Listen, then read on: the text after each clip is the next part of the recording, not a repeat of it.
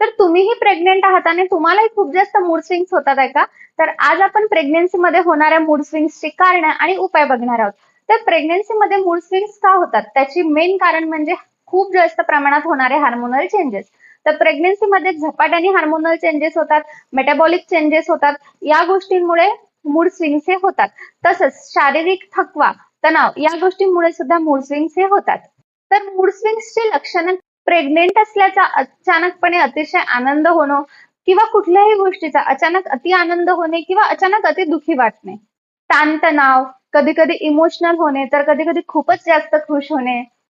कधी-कधी उगाचच उदास होणे किंवा कधी-कधी आपण चांगले पॅरेंट होऊ शकेल की नाही, या विचारांचं सुद्धा येणे यालाही मूड स्विंग्सच म्हणतात. तर प्रत्येकाला प्रेग्नन्सीमध्ये वेगवेगळ्या प्रकारचे मूड स्विंग्स होतात.